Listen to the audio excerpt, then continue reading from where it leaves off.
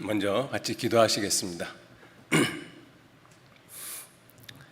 아버지 하나님, 귀한 은혜와 사랑에 진심으로 감사를 드립니다.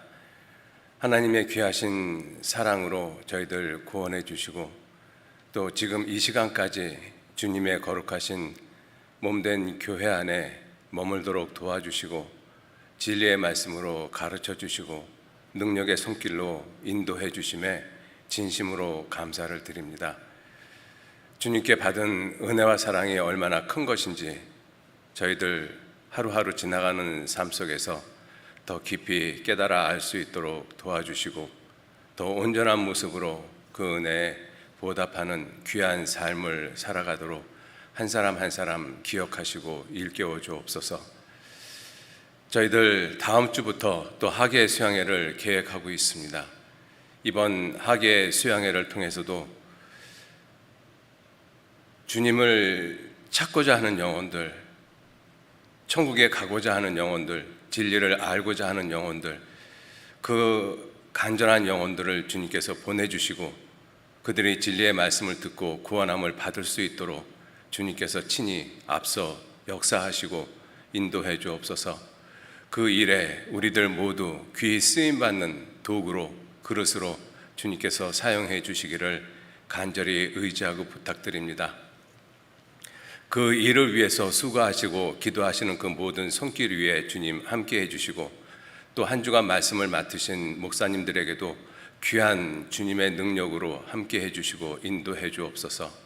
그래서 이번 수양회를 통해서 주님의 영광이 나타나고 그 영광을 우리가 친히 볼 수 있도록 주님께서 또한 이끌어 주시고 인도해 주옵소서. 이 시간도 온전히 주 성령님께만 의지하고 부탁합니다. 마치는 시간까지 함께 하시고 도와주옵소서. 감사드리면서 우리를 구원하시고 인도해 주시는 거룩하신 예수님 이름으로 기도 올렸습니다. 아멘. 우리 마가복음 성경 마가복음 1장 찾겠습니다.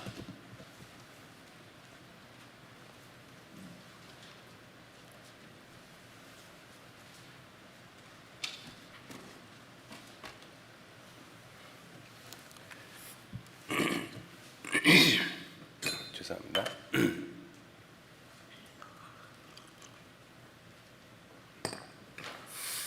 마가복음 1장 1절.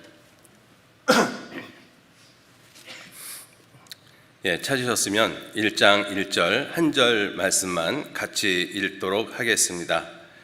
하나님의 아들 예수 그리스도 복음의 시작이라.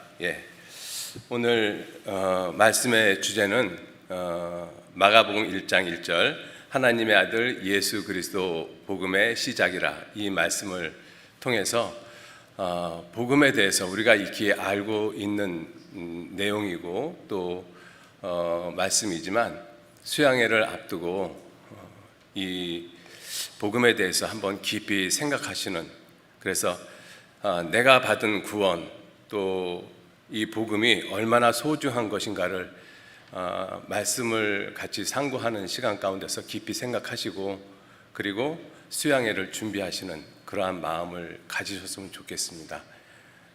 우리가 예전하고 다른 모습으로 수양회를 하고 있지 않습니까? 그래서 혹시나 우리의 마음이 조금은 해이해질 수 있겠다라는 생각도 들고 또 온라인이라는 그러한 모습으로 우리가 학예 수양회를 치르고 있기 때문에 예전하고는 다른 그러한 모습이 참 많이 있습니다. 그래서 예전처럼 혹시나 열정이 식지는 않을까 하는 그러한 우려도 있고 또 반대로 우리가 모여서 복음을 전할 때보다 더욱더 많은 지역에 많은 사람들에게 복음을 전할 수 있는 그러한 아주 좋은 기회가 될 수도 있다라고 생각을 합니다. 어떤 모습이 되어질지는 우리의 태도에 달려 있다라고 생각을 합니다. 그래서 수양회를 앞두고 예수 그리스도 복음에 대해서 함께 좀 깊이 생각하시는 그러한 시간이 되시기를 바랍니다.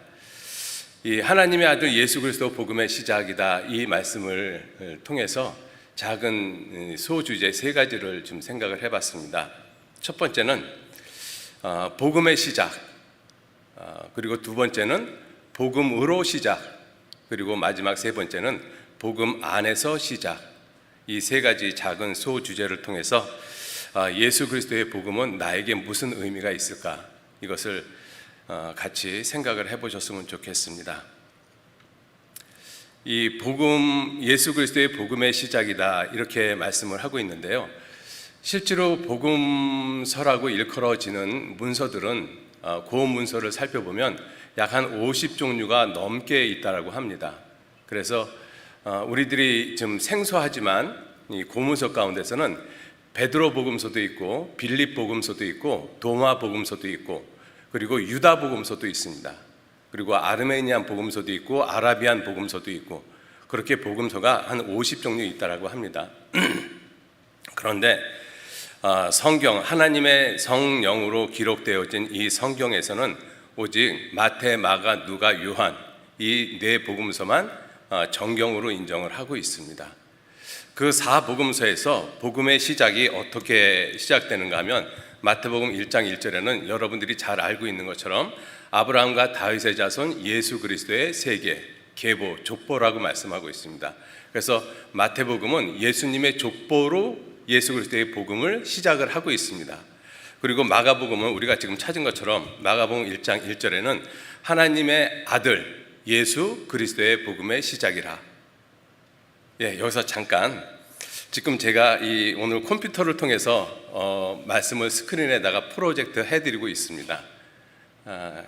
이렇게 하는 이유는 여러 가지가 있어요. 첫 번째 하나는 뭐냐면 이 화면을 보신 분들은 눈치채셨겠지만 여기에 우리 마크가 있습니다. 잘 보이실지 모르겠어요. 우리 교회 마크가 있거든요. 무슨 얘기냐면 우리 교회에서 만든 프로그램입니다. 이것이 그전에는 다른 교회에서 만든 프로그램을 써서 쓰면서도 괜히 좀 마음 한구석에 좀 이렇게 좀 아쉬움이 있었는데 이번에 미디어 선교부에서 그 성경을 이렇게 찾는 이 프로그램을 개발을 했습니다. 그래서 지금 상당히 다른 프로그램하고 비교를 해봐도 떨어지지 않는 그러한 이 프로그램입니다. 그래서 아마 조만간 미디어 선교부에서 이것을 아마 어나운스 할 거라고 생각이 되어집니다. 많이들 활용을 좀 해주셨으면 좋겠습니다. 아울러서 이렇게 귀한 그 성경 찾는 프로그램을 이 온라인 시대에 이렇게 비대면으로 할 수밖에 없는 이러한 시대에 이러한 프로그램을 만들어 주신 우리 미디어 선교부 모든 식구들에게 정말로 감사의 말씀을 드립니다. 고맙습니다. 자, 이렇게 마가복음에서는 하나님의 아들 예수 그리스도의 복음의 시작이라고 말씀을 하고 있고 요한복음 1장 1절에는 태초에 말씀이 계시니라, 이 말씀이 하나님과 함께 계셨으니 이 말씀은 곧 하나님이시다. 그래서 하나님의 말씀으로 복음을 시작을 하고 있습니다. 그리고 누가복음 1장 1절에는 우리 중 이루어진 사실에 대해서, 복음은 꾸며낸 이야기가 아니라 우리 중에 이루어진 사실에 대해서 언급을 하고 있다라고 말씀을 하고 있습니다. 자, 이렇게 복음서는 각각 여러 가지의 모습으로 예수 그리스도의 복음을 설명을 하고 있습니다. 자, 그러면 이 복음의 뜻, 복음이 의미하는 것이 무엇인가 하는 것을 먼저 좀 생각을 해보시죠. 우리가 알고 있듯이 복음은 문자 그대로 기쁜 소식이란 뜻입니다. 기쁜 소식은 우리 인간의 삶 가운데서 아주 많이 있죠. 결혼한다는 것도 기쁜 소식이 될 수 있고, 또 결혼해서 아이를 낳았다라는 것도 기쁜 소식이 될 수 있죠. 그리고 성공했다라는 것도 기쁜 소식이 될 수 있고, 죽을 병에 걸렸는데 그 사람이 병에서 나서 건강해졌다, 그것도 기쁜 소식이잖아요. 기쁜 소식은 정말로 많이 있습니다.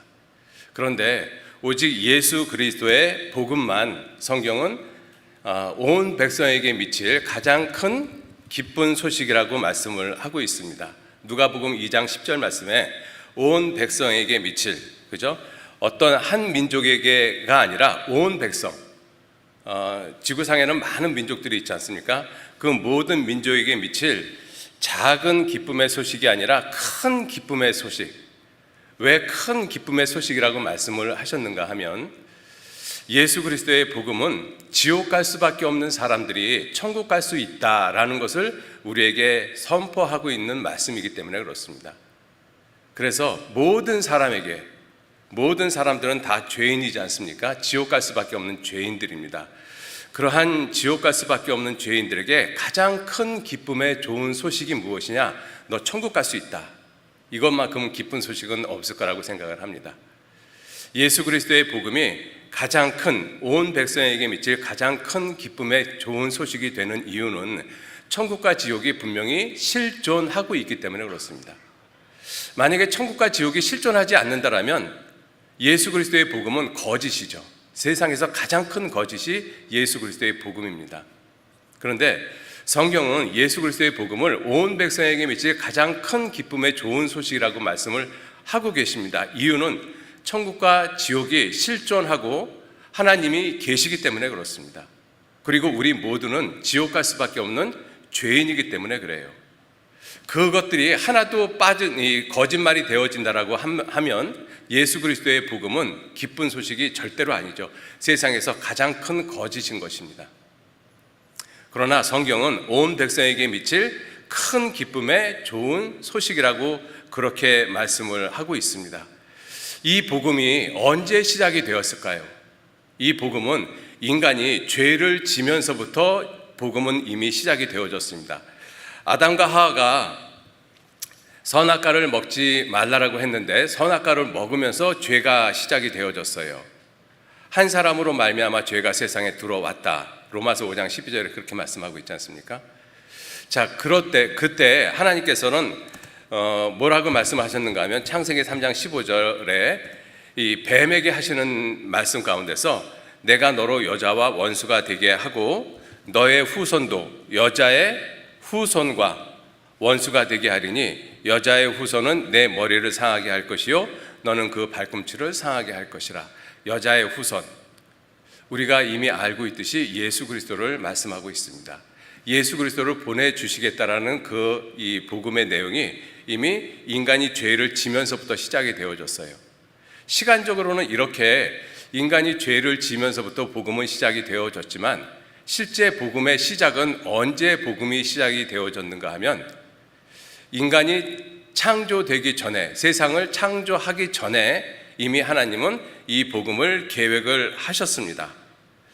그래서 우리 이번 주일에 이 말씀을 배우셨는데 이사야서 25장 6절 말씀에 만군의 여호와께서 이 산에서 만민을 위하여 기름진 것과 오래 저장하였던 포도주로, 이 오래 저장했다라는 것을 이번 주일날 목사님께서 말씀을 하시면서 창세전이라고 말씀을 하십니다.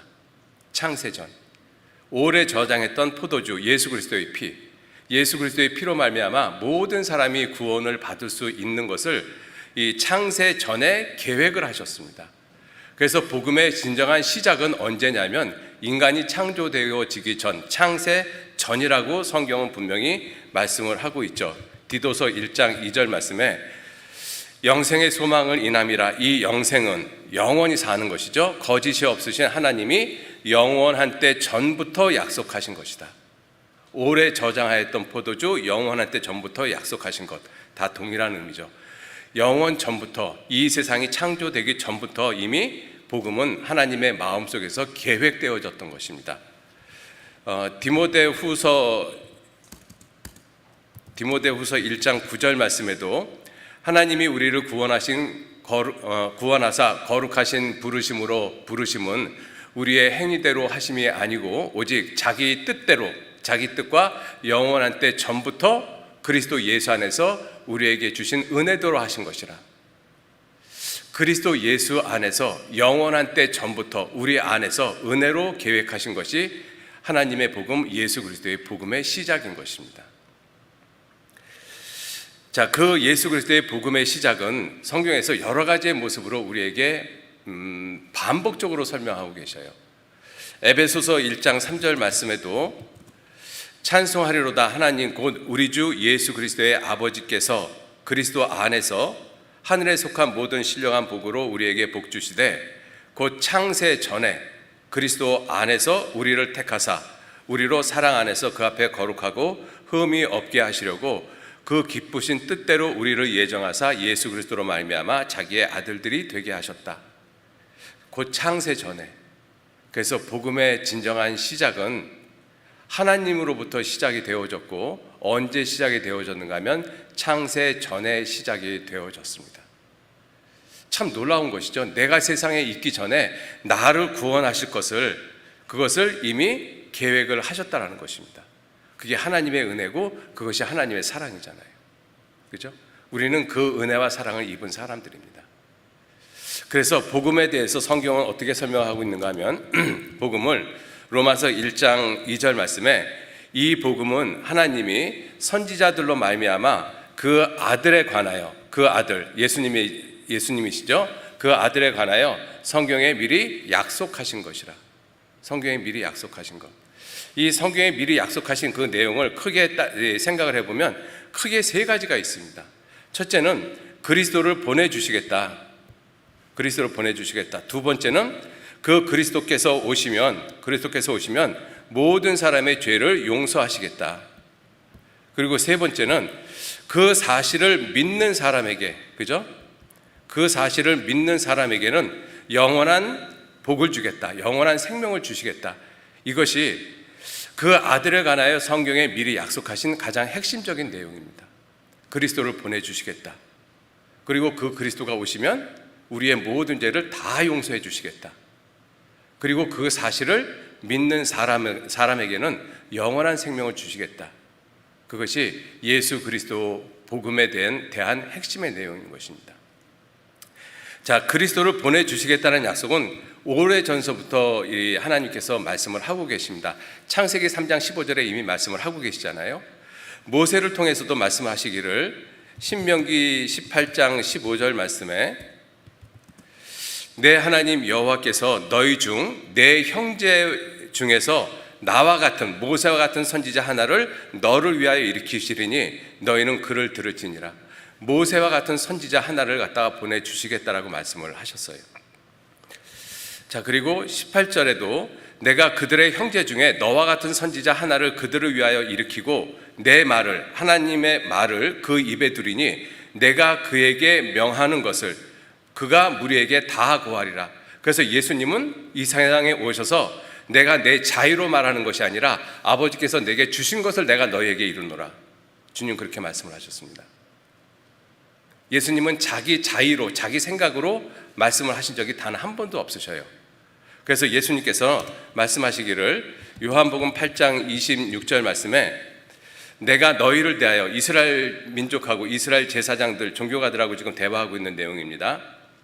내가 너희를 대하여 말하고 판단할 것이 많으나 나를 보내신 이가 참되매 내가 그에게 들은 그것을 세상에게 말하노라. 예수님이 자기 임의대로 말씀하신 것이 아닙니다. 그래서 하나님은 그가 너희에게 이른 모든 말을 들으라고 말씀을 하고 계셔요. 18장 19절 말씀에 무릇 그가 내 이름으로, 예수님께서 하나님 아버지의 이름으로 고하는 내 말을, 하나님의 말을 듣지 아니하는 자는 내게 하나님께 벌을 받을 것이다 라고 말씀하고 계십니다. 그래서 성경은 예수 그리스도를 보내주시겠다는 약속을 거듭하셔요. 구약 성경의 큰 흐름이 예수님을 보내주시겠다라는 그 약속을 계속 증가시켜가는 그러한 모습입니다. 점진적으로 증가시켜가고 계셔요. 여자의 후손으로 오실 것이다. 모세와 같은 선지자를 보내주시겠다. 유다 지파에서 나오실 것이다. 다윗의 아들, 다윗의 후손으로 오실 것이다. 여러 가지의 모습으로 예수 그리스도에 오신 것을 말씀을 하고 계시죠. 그리고 이사야 선지자가 말씀하시기를 이사야 7장 14절 말씀에 그러므로 주께서 친히 징조로 너에게 주실 것이라. 보라, 처녀가 잉태하여 아들을 낳을 것이요 그 이름을 임마누엘이라 하리라. 그래서 예수님께서 처녀의 몸에서, 즉 남자하고 상관없이 이 세상에 오실 것이다 라는 것을 분명하게 말씀을 하고 계십니다. 이러한 예언의 말씀에 따라서 마태복음 1장 18절 말씀에 예수 그리스도의 나심은 이러하니 그 모친 마리아가 요셉과 정혼하고 약혼하고 동거하기 전이라고 성경은 분명하게 언급을 하고 있습니다. 동거하기 전에 성령으로, 사람이 아니라 성령으로 잉태된 것이 나타났더니 그 남편 요셉은 의로운 사람이라 저를 드러내지 아니하고 가만히 끊고자 하여 이 일을 생각할 때 주의 사자, 천사죠, 현몽 꿈에 나타나서 가로되 다윗의 자손 요셉아 내 아내 데려오기를 무서워 말라. 저에게 잉태된 자는 성령으로 된 것이라. 사람이 잉태시킨 것이 아니라 성령으로 된 것이다. 아들을 낳으리니 이름을 예수라 하라. 왜? 이는 그가 자기 백성을 저희 죄에서 구원할 자이시기 때문이다 라고 말씀을 하십니다. 그래서 예수님을 보내주시겠다라는 그 약속이 예수님이 이 세상에 오시면서 성취가 됐어요.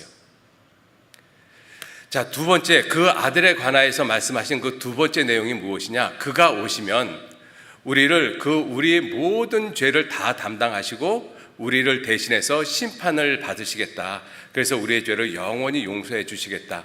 그것이 이 두 번째 큰 내용인 것입니다. 우리의 죄를 용서하시겠다라는 그 약속의 말씀이 잘 나타나 있는 구약 성경이 이사야서 53장입니다. 우리가 너무나 잘 알고 있는 말씀이죠. 유대인들이 가장 꺼려하는 말씀. 유대인들은 이사야 53장을 가급적이면 언급을 안 하려고 합니다. 그런데 우리 그리스도인들은 가장 구약에서 가장 기쁜 소식이 담겨있는 장 중에 하나가 이사야 53장입니다. 그 이사야 53장 6절에 우리는 다 양 같아서 그릇 행하여 각기 제 길로, 끝까지 제 길로 가면 우리가 가는 제 길은 어디냐면 지옥인 것입니다. 끝까지 우리는 제 길로, 각자 지옥으로 갈 수밖에 없는 길로 갔는데 여호와께서는, 하나님 아버지께서는 우리 무리의 죄악을 그가 누구시죠? 예수님에게 담당시켰다라고 말씀을 하고 계십니다. 내 죄를 예수님에게다가 담당을 시키신 분이 하나님 아버지셔요. 사람이 아닙니다. 그죠? 그것이 왜 그런가 하면 창세전에 하나님 아버지께서 복음을 계획하셨기 때문에 그래요. 그래서 우리 무리의 죄악을 그에게, 예수님에게 담당시키셨어요. 그 예수님이 우리 무리의 죄악을 담당을 하신 것은 하나님이 담당시키셨기 때문에 담당을 하셨지만, 이사야서 53장 11절 말씀에는 이렇게 표현하고 계십니다. 그가 자기 영혼에 수고한 것을 보고 만족히 여길 것이라. 나의 의로운 종이, 예수님을 가리키죠. 자기 지식으로 많은 사람을 의롭게 하며 또 그들의 죄악을 친히 담당하리라. 마지못해서 아버지께서 하라고 했기 때문에 하신 것이 아니라, 그것도 있지만 예수님이 친히 그 일을 담당하셨어요. 왜? 예수님이 하나님이시기 때문에 그렇습니다. 하나님은 사랑이시잖아요. 여러분들, 예수님은 사랑의 실체이신 것입니다. 예수님은 사랑이라는 그 모습이 실체로 나타나신 분이셔요. 그래서 하나님 아버지께서 예수님에게 우리의 죄를 담당시키셨고, 또 하나님 아들 예수님도 우리의 죄를 친히 담당하셨어요. 마지못해서 담당하신 것이 아니라 기꺼이 담당하셨습니다.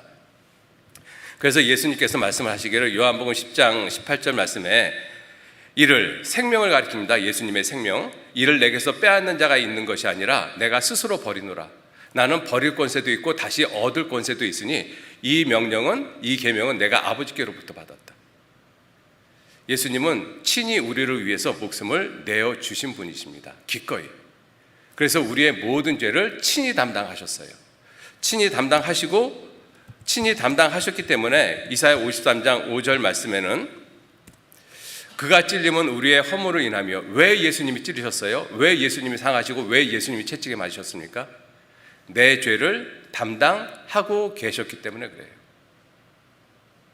내 죄를 담당하셔서 나를 대신해서 심판을 받으셨기 때문에, 나를 대신해서 찔리시고 나를 대신해서 상하시고 나를 대신해서 채찍에 맞고 징계를 받으신 것입니다. 그래서 우리는 예수님이 징계를 받음으로 우리가 하나님과 평화를 누리고, 예수님의 채찍에 맞음으로 지옥 갈 수밖에 없는 내 비참한 영혼이 구원을 받은 거잖아요. 예수님은 나 때문에 심판을 받으셨어요. 그 예수님이 누구시냐? 하나님이십니다. 이 땅에 오신 하나님이셔요. 그래서 사도행전 20장 28절 말씀에도 하나님이 자기 피로 사셨다라고 말씀을 하고 계십니다. 여러분들, 우리 각자는 하나님의 피로 사신 사람들입니다. 하나님의 피로. 놀랍지 않습니까? 하나님의 피. 세상 어떤 거하고도 비교가 안 되어지는 그 거룩하신 하나님의 피의 지불을 통해서, 피값을 통해서 우리는 구원함을 받은 사람인 것이죠. 자, 그리고 이렇게 해서 우리의 구원을 이루신 분이 예수님이셔요. 구원을 완성을 하셨지 않습니까? 그리고 우리의 죄를 영원히 용서하셨습니다. 그래서 우리 죄를 영원히 용서하셨다는 히브리서 9장 12절 말씀은 정말 중요하고 놀라운 말씀이에요.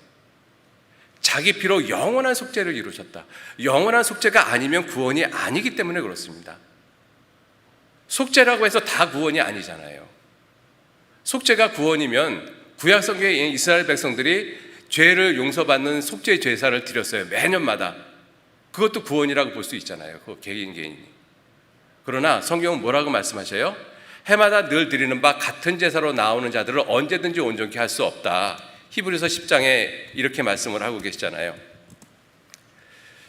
율법, 제사법은 장차 오는 좋은 일의 그림자, 예수 그리스도의 그림자다. 그래서 참 형상이 아니기 때문에 해마다 늘 드리는 바, 매년마다 제사를 드렸어요. 양 잡고 소 잡고 하는 제사. 그 제사는 그 제사로 나오는 자들을 언제든지 온전케 할 수 없다. 왜? 진정한 속죄가 아니기 때문에, 영원한 속죄가 아니기 때문에 그래요. 일시적인 속죄, 부분적인 속죄, 속죄의 그림자의 모습이시기 때문에 그렇습니다. 그런데 예수님은 히브리서 10장 12절에 예수 그리스도, 오직 예수님은 죄를 위하여 한 영원한 제사를 드렸다. 한 영원한 제사, 한 번 제사를 드리고 영원히 효과 있는 제사를 드렸다라고 목사님 말씀하십니다. 항상 그렇게 말씀하시거든요. 한 번 제사를 드리고 영원히 효과 있는 제사. 그래서 내 죄를 과거, 현재, 미래 영원히 용서했다. 그래서 내가 앞으로 살아가면서 내가 죄를 짓는다 할지라도 그 예수 그리스도의 영원한 속죄를 믿는 사람은 다시 예수님이 제사 드릴 필요가 없다라고 말씀을 하고 계셔요. 히브리서 10장 18절 말씀에 이것을 사하셨은즉 다시 죄를 위하여 제사 드릴 것이 없다. 구약 시대에는 매년마다 다시 제사를 드렸잖아요. 왜? 영원한 속죄가 아니기 때문에. 그런데 예수님은 영원한 속죄를 하셨기 때문에 내가 앞으로 살아가면서 죄를 지어도 그 죄 때문에 이 땅에 다시 오셔서 다시 하나님께 제사 드릴 필요가 없는 영원한 제사를 드렸다고 말씀을 하셔요. 그 영원한 제사를 드린 결과가 무엇이냐? 하나님이 내 죄와 불법을 다시 기억하지 않는다라는 것입니다. 죄 없는 사람처럼 봐준다라는 거예요. 그 사실을 믿는 사람에게 영원한 생명을 주시겠다라고 약속을 하셨어요. 세 번째 내용이 바로 그것입니다. 그래서 구약 성경에서도 이사야 28장 16절 말씀에 그러므로 주 여호와께서 가라사대 보라 내가 한 돌을 시온에 두어 기초를 삼았노니 곧 시험한 돌이요 귀하고 견고한 기초돌이라. 누굴 가리키셔요? 예수 그리스도를 가리키고 계십니다. 그것을 믿는 자는 급절하게 되지 아니하리라. 믿는 자는 그죠? 예수 그리스도의 복음을 아는 사람들은 많이 있습니다. 그런데 믿는 자들은 적어요. 구약 성경은 신약 성경은 이것을 아주 분명하게 말씀을 하고 있지만 구약 성경에서도 이 사실을 분명하게 언급하고 있습니다. 그 예수 그리스도가 이루어 놓으신 그 구원을, 그 복음을 믿는 자는 급절하게 되지 않을 것이다. 아주 분명하게 말씀을 하고 계십니다. 그죠? 자, 그래서 예수 그리스도의 복음은 예수 그리스도에 관해서 말씀을 하신 것이다 라고 말씀을 하시잖아요. 그의 아들에 관하여 성경에 미리 약속하신 것이라. 그래서 성경에 아들에 관해서 미리 약속하신 가장 중요한 내용 세 가지. 그리스도를 보내주시겠다. 그리고 그리스도가 오시면 내 모든 죄를 용서하시겠다. 그리고 그 용서하신 사실을 믿는 사람에게 영원한 생명을 주겠다. 그것이 구약 성경에 예수 그리스도의 복음에 관한 가장 중요한 내용입니다. 우리는 그걸 이미 받아들인 사람들이잖아요. 그죠? 그래서 다시 이것을 정리를 하면 예수 그리스도의 복음의 시작은 하나님으로부터 시작됐습니다. 하나님 아버지로부터 시작이 됐어요. 그리고 그 예수 그리스도의 복음의 완성은 누가 하셨는가 하면 하나님의 아들 예수님께서 하셨어요. 그리고 그 완성된 복음을 전하는 일은 누가 하시는가? 성령님께서 하십니다. 성령님께서. 그럼 우리 사람은 성령님께서 전하시는 예수 그리스도의 완성된 복음을 선물로 받아들이는 사람들이에요. 우리가 구원을 이루는 주체가 절대로 아닙니다. 시편 98편 1절 말씀서부터 보시면 새 노래로 여호와께 찬송하라. 대저 기이한 일을 행하사 오른손과 거룩한 팔로 자기를 위하여 구원을 베푸셨도다. 하나님 자신을 위해서 구원을 베푸신 거예요. 하나님 자신을 위해서. 우리가 불쌍해서 구원을 이루신 것은 사실 두 번째 문제고, 첫 번째는 하나님 자신을 위해서 구원을 베푸셨습니다. 하나님 자신을 위해서. 이사야 43장 25절 말씀에도 나 곧 나는 나를 위하여 내 허물을 도말하는 자니 내 죄를 기억지 않겠다라고 약속하셨어요.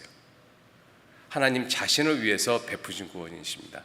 하나님 아버지가 창세전에 우리를 위해서 계획을 하셨어요. 시편 98편 1절에 자기를 위해서 구원을 베푸셨고, 그리고 여호와께서 그 구원을 알게 하셨다. 그 구원을 누가 알게 하셨는가? 여호와께서 그 구원을 알게 하셔요. 성령 하나님께서 그 구원을 알게 하십니다. 그래서 구원은, 이 복음은 시작이 하나님 아버지로부터 시작이 돼서 하나님 아들이 그 구원을 완성하셨어요. 복음을 완성하셨지 않습니까? 그리고 이 온 세상에 미칠, 온 백성에게 미칠 큰 기쁨의 좋은 소식을 전하시는 분은 누구시냐? 성령 하나님께서 하셨습니다. 그래서 복음의 주체, 구원의 주체, 영원한 생명을 주시는 주체는 철저히 처음부터 끝까지 다 하나님이십니다. 사람이 들어갈 계제가 전혀 존재하지 않아요. 사람은 구원을 이루는 존재가 아닙니다. 구원을 받아야 되는 존재인 것이죠. 그죠? 여호와께서 자기를 위해서 구원을 이루시고 여호와께서 그 구원을 알게 하셨어요. 그럼 우리 사람은 3절에 뭐라고 되어 있는가 하면, 저가 이스라엘 집에 향하신 인자와 성실을 기억하셨으므로 땅의 모든 끝이, 세상에 있는 모든 사람들이 우리 하나님의 구원을 보았도다. 하나님의 구원을 본 거예요. 구원이 완성이 되어졌고 그 구원을 우리는 보고 믿는 사람들이죠.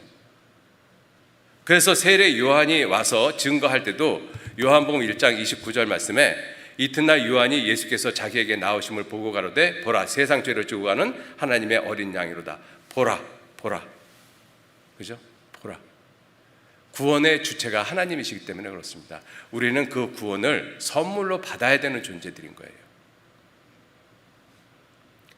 많은 사람들이 구원을 받지 못하는 큰 이 오해 중에 하나가 내가 구원을 이루는 것으로 생각을 해요. 그래서 앞으로 열심히 교회를 다닌다든가 착하게 살아야 된다든가 기도를 열심히 해야 된다든가 헌금을 열심히 해야 된다든가 그런 어떤 행위를 의지하고 내가 구원을 받을 걸로 생각을 하고 있거든요. 그런데 성경은 절대로 그렇게 말씀 안 하고 계십니다. 사람이 의롭게 되는 것은, 하나님과 같아지는 것, 즉 천국 가게 되어지는 것은 율법의 행위에서 난 것이 아니요 오직 예수 그리스도를 믿음으로 말미암는 줄 아는 거로 우리도 그리스도 예수를 믿나니 이는 우리가 율법의 행위에서 아니고 그리스도를 믿음으로 의롭다 함을 얻으려 함이라. 율법의 행위로는 의롭다 하심을 얻을 육체가 전혀 없습니다. 전혀. 단 한 사람도. 성경은 이것을 분명하게 우리에게 말씀을 하고 계셔요. 자, 그래서 이 예수 그리스도의 복음의 시작은 하나님으로부터 시작이 됐고 그 복음의 완성은 하나님의 아들 예수님으로 완성이 되어졌습니다. 그리고 완성된 복음이 전파되어지는 것은 하나님의 성령으로 말미암아 온 세상 땅끝까지 복음이 전해집니다. 그래서 성경은 우리에게 말씀하시기를 사도행전 1장 8절에 오직 성령이 너희에게 임하시면 너희가 권능을 받고, 권능, 힘, 파워, 능력이죠. 예루살렘, 온 유대, 사마리아와 땅끝까지 이르러 내 증인, 그리스도의 증인이 되라, 예수의 증인이 되라. 우리는 여호와의 증인은 아닙니다. 그런데 예수의 증인들이에요. 그리스도의 증인들입니다.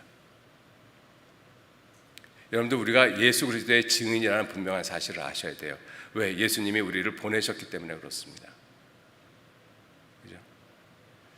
자, 복음의 시작은 이렇게 시작이 됐다라고 성경은 말씀을 하고 계셔요. 자, 그럼 두 번째, 복음으로 시작되는 것. 복음으로 시작되는 것 무엇이 있을까? 굉장히 많이 있습니다. 근데 오늘 이 시간에는 세 가지만 생각을 해보려고 해요. 복음으로 시작된 것, 생명의 길. 두 번째, 그리스도인이 나. 그리고 세 번째, 교회. 이것이 복음으로 말미암아 시작됐습니다. 여러분들 생명의 길, 히브리서 10장 20절 말씀에 그 길은 우리를 위하여 휘장 가운데로 열어놓으신 새롭고 산 길이요, 새롭고 산 길, 생명의 길입니다. 생명의 길. 시편 16편 11절 말씀에도 주께서 생명의 길로 내게 보이시리니, 생명의 길, 그죠? 새롭고 산 길. 여러분들, 새롭고 산 길, 생명의 길은 복음으로 말미암아 시작이 됐어요. 복음으로 말미암아. 아담이 범죄한 이후에 생명의 길은 존재하지 않았습니다. 여러분들, 아담이 범죄하고 난 다음에 하나님께서 무엇이라고 말씀하셨는가 하면 생명나무의 길을 갖다가 지키게 하셨다라고 말씀을 하고 계셔요. 그래서 더 이상 우리 모든 사람은, 아담 안에서 태어난 모든 사람은 생명나무의 길로 갈 수 있는 길이 전혀 없어졌어요. 그 말은 무엇을 의미해요? 영원한 생명을 얻을 수 있는 길이 전무하다라는 것입니다. 그래서 우리 모든 사람의 인생은 절망적인 거예요. 한스럽고 슬프고 외롭고 고독하고. 왜냐하면 생명으로 나가는 길이 없어져 버렸잖아요. 그래서 생명으로 가는 길이 없어진 대신에 악한 자의 길, 패역한 자의 길, 거짓의 길, 마귀의 길, 사망의 길, 그것이 우리 앞에 가장 많이 놓여져 있습니다. 그래서 잠언 2장에 보면 이 길에 대한 말씀을 많이 하고 계시는데, 악한 자의 길과 패역을 말하는 자에게서 건져내겠다. 이 무리는 정직한 길이 있고 그 다음에 어두운 길이 있어요. 우리 모든 사람은 이 정직한 길을 떠나서 어두운 길로 가는 사람들입니다. 그게 제 길로 가는 거예요. 우리들이, 죄인들이 제 길로 가는 모습입니다. 행악하기를 기뻐하며 악인의 패역을 즐거워하나니 그 길은 어두운 길, 죄악의 길, 사망의 길은 구부러지고 그 행위는 패역하다. 여러분들, 이 길은 구부러진 길입니다. 구부러진 길. 여러분들, 세상에서도 그런 표현 쓰잖아요. 이미 기울어지는 운동장이다. 기울어지는 운동장에서 공을 차면 아무리 열심히 하고 노력을 해도 이미 운동장 자체가 기울어져 있기 때문에 소용이 없다라는 것이잖아요. 그런데 그 길은 구부러지고 그 행위는 패역하다. 그 집은 사망으로, 그 길은 음부로 기울어졌다. 여러분들, 아담 이후로 이 세상에 살아가는 모든 사람의 길은 전부 다 지옥으로 기울어진 길입니다. 그래서 이미 지옥으로 기울어진 길에서 아무리 착하고 아무리 열심히 하고 바르게 살아도 끝이 어디냐? 지옥일 수밖에 없어요. 여러분들, 그래서 착하게 살아서 천국 갈 사람 한 사람도 없다라고 말씀하고 있는 거예요. 왜? 우리가 걸어가는 그 모든 길은 이미 지옥으로 기울어진 길이기 때문에 그렇습니다. 가만 놔두면 저절로 지옥으로 가요. 가만 놔두면. 우리가 그 길을 걸어가고 있었잖아요. 그죠? 그래서 이 세상 모든 사람에게는 희망이라는 것이 사실은 없어요. 절망인 것이죠. 절망. 비참한 운명인 것입니다. 그래서 한나의 기도 가운데서 2절 8절에 보시면 그 사무엘의 어머니 한나의 기도입니다. 가난한 자를 진토에서 일으키시고 빈핍한 자를 거름더미에서 드셨다. 우리를 가난한 자, 빈핍한 자, 정말로 불쌍한 사람, 죄인을 이렇게 표현하고 있잖아요. 그 죄인이 어디에서 사느냐? 진토 거름더미에서 산다라고 되어 있어요. 그게 우리들, 구원받기 전 우리들의 모습입니다. 그러한 사람들을 예수 그리스도의 복음을 통해서 귀족들과 함께 앉게 하시며 영광의 위를 차지하게 하시는 분이 하나님이십니다. 예수 그리스도의 복음을 통해서. 그래서 이 복음으로 생명나무로 가는 길이 열려졌다라는 것이죠. 창세기 3장 22절에 아담 하와가 범죄하고 난 다음에 하나님이 이렇게 말씀하셨어요. 여호와 하나님이 가라사대, 보라, 이 사람, 아담을 가리키죠. 선악을 아는 일 중에 우리 중 하나같이 되었으니 그가 그 손을 들어, 그 범죄한 손을 들어 생명나무의 실과도 따먹고 영생할까 하노라. 범죄한 상태에서 영생할까 봐 하나님이 생명나무의 길을 지키셨어요. 그래서 이 말씀 다음에 다시 한번 제가 읽겠습니다. 그가 그 손을 들어 생명나무의 실과도 따먹고 영생할까 하노라 하시고 하시고, 영어 번역에는 어떻게 표현이 되어 있는가 하면 다음 구절에 therefore, 그러므로, 생명나무의 실과도 따먹을까봐 그러므로 하나님께서 에덴 동산에서 그 사람을 내어보냈다라고 되어 있어요. 내어보냈다. 에덴 동산에서 내어보냈다는 뜻이 뭐예요? 생명나무로부터 떨어지게끔 만들었다는 뜻이죠. 생명나무의 실과를 먹지 못하도록 하나님 막아놓으신 거예요. 그래서 에덴 동산에서 내어보내셨다. 그리고 두 번째 하신 일이 있습니다. 24절에 보시면 이같이 하나님이 그 사람을 쫓아내시고, 에덴 동산에서 생명나무로부터 쫓아내시고 에덴 동산 동편에 그룹들과 두루도는 화영검을 두어 생명나무의 길을 지키셨다라고 말씀하십니다. 이게 두 번째 하신 일입니다. 하나님께서. 첫 번째는 생명나무가 있는 에덴 동산으로부터 쫓아내시고, 두 번째는 그것도 하나님이 불안하실 일은 없지만 표현을 그렇게 하겠습니다. 그것도 하나님이 만족하지 못해서 생명나무의 길을 두루도는 화영검으로 지키셨어요. 그리고 세 번째는 무슨 일을 하셨는가 하면 에스겔서 31장 16절 말씀에 내가 그로 구덩이에 내려가는 자와 함께 음부에 떨어뜨리던 때에 열국으로 그 떨어지는 소리를 인하여 진동하게 하였고, 물 대임을 받은 에덴의 모든 나무, 이 에덴의 모든 나무 중에서 가장 중요한 것이 무엇이겠습니까? 동산 중앙에는 선악을 알게 하는 나무와 생명나무가 있더라. 에덴 동산에서 가장 중요한 것이 선악과하고 생명과입니다. 그 에덴의 모든 나무, 곧 레바논의 뛰어나고 아름다운 나무들로 지하에서 위로를 받게 하였다. 그래서 에덴 동산을 완전히 지하로 집어 넣어버리셨어요. 생명나무라는 관점을 가지고 에덴 동산을 살펴보면 에덴 동산에서 아담 하와를 쫓아내버리시고 생명나무의 길을 지키게 하시고, 그리고 마지막으로 하신 일이 무엇이냐? 생명나무가 존재하는 에덴 동산을 땅속에다 완전히 집어넣어버리셨어요. 무엇을 의미합니까? 인간에게는 생명나무로 가는 길이 절대로 존재하지 않는다는 것입니다. 그것이 아담 이후의 모든 사람의 생활이에요. 비참한 모습이잖아요. 아무리 노력을 해도 생명나무의 길로 갈 수가 없어요. 아무리 착하게 살아도, 아무리 열심히 살아도, 아무리 종교적인 노력을 해도 생명나무의 길로 갈 수가 없어요. 왜? 생명나무가 있는 에덴 동산이 지하로 들어가 버렸잖아요. 그래서 인간은 절망이라는 것입니다.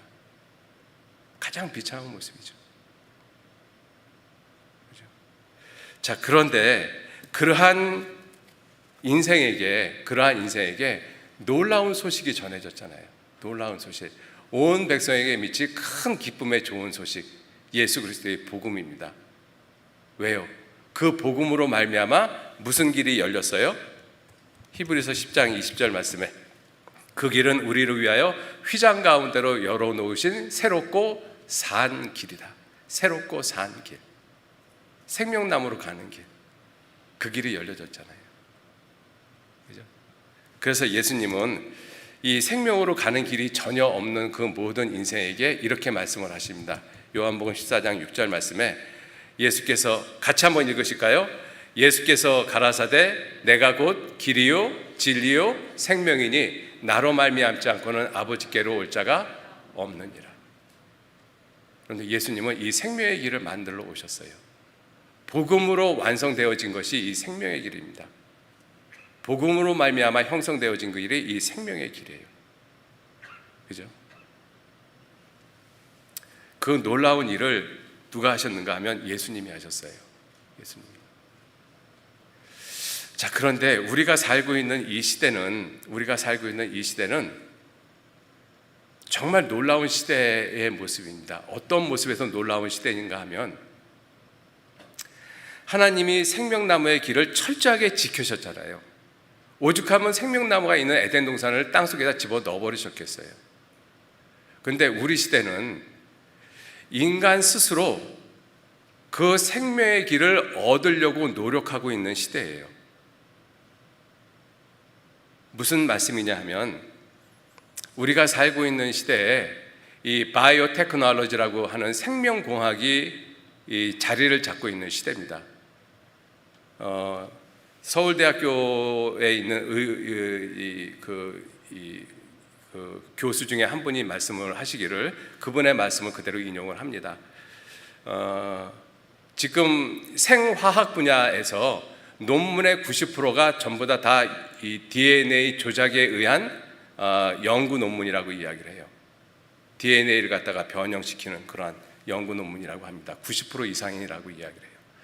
그러면서 그분이 하는 이야기가 이 생명공학의 최종적인 목표가 무엇이겠습니까? 라고 질문을 하더라고요. 그래서 저는 그 질문을 받고 어떻게 생각을 했는가 하면 암 같은 것을 고치는데 생명공학이 굉장히 큰 일을 지금 하고 있지 않습니까? 사람의 수명을 늘리는 데도 굉장히 큰 일을 하고 있어요. 그래서 지금 100세 시대 뭐 재수 없으면 120까지 산다라고 하잖아요. 왜 재수 없다라고 하는지 모르겠지만 세상은 지금 그렇게 표현을 하고 있습니다. 그래서 사람을 1000년, 만년 살도록 이렇게 오래 살도록 하는 것이 생명공학의 최종 목표인가? 저는 속으로 그렇게 생각을 했습니다. 근데 그 교수님께서 뭐라고 말씀을 하는가 하면 생명공학의 최종 목표는 영생입니다라고 얘기를 해요. 영생. 사람이 영원히 사는 것이 생명공학의 최종 목표입니다. 제가 그 이야기를 듣고 창세기 3장 22절로 24절 말씀을 생각을 했어요. 하나님은 범죄한 그 손을 들어서 생명나무의 실과를 따먹는 것을 철저하게 막으셨는데 인간은 어떻게 해서든지 범죄한 손으로 생명나무의 실과를 따먹으려고 하고 있구나. 그게 지금 우리 시대입니다. 그게 우리 시대예요. 그래서 지금 생명과학의 가장 큰 두 이슈가 DNA 조작하고 줄기세포 배양이잖아요. 그걸 통해서 인간은 영원히 살 수 있는 그 체계를 만들고 싶어 하고 있는 거예요. 무엇을 말하고 있는 것입니까? 하나님은 인간의 죄를 영원히 용서하는 하나님의 아들의 죽음을 통해서 인간의 죄를 영원히 용서하시면서 생명나무의 길을 우리에게 주시고 있는데 인간은 죄가 있는 상태에서 영원히 살고 싶어 하고 있는 거예요. 죄가 있는 상태에서. 악한 모습이죠, 하나님 앞에. 교만한 모습인 것입니다. 인류 역사 가운데 저는 우리 시대만큼 교만한 시대가 없다라고 생각합니다. 가장 교만한 시대, 노아 홍수 전 시대, 그 시대하고 지금 우리 시대하고 동일하다라고 생각합니다. 아주 악한 시대죠. 그죠? 하나님이 하지 못하도록 한 것을 어떻게 해서든지 어기고 하나님이 금해 놓은 것을 내 것으로 만들려고 하는, 범죄한 상태에서 생명을 얻고자 하는 그 노력을 하고 있는 시대가 우리 시대예요. 가장 교만한 시대입니다. 여러분들 욥기 38장 11절 말씀에 보시면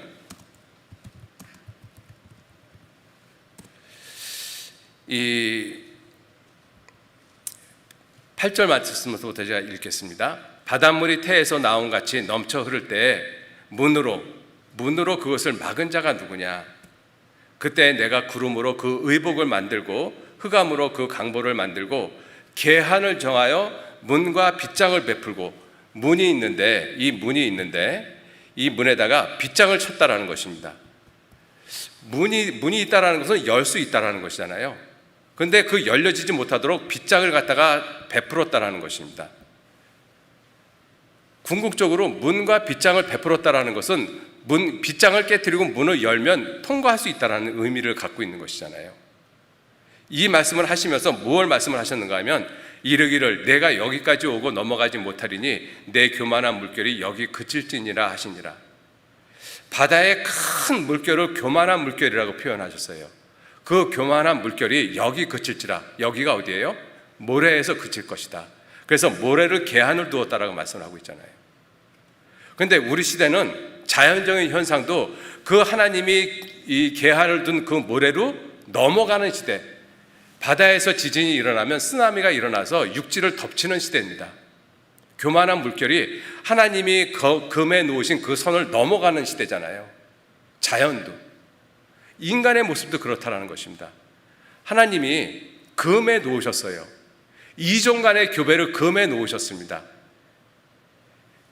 유전자 조작을 원천적으로 하나님이 하지 못하도록 막아 놓으신 거예요, 사실은. 그래서 성경에서도 신명기 22장 5절 말씀에 여자는 남자의 의복을 입지 말고 남자는 여자의 의복을 입지 말라. 이는 가증한 것이다.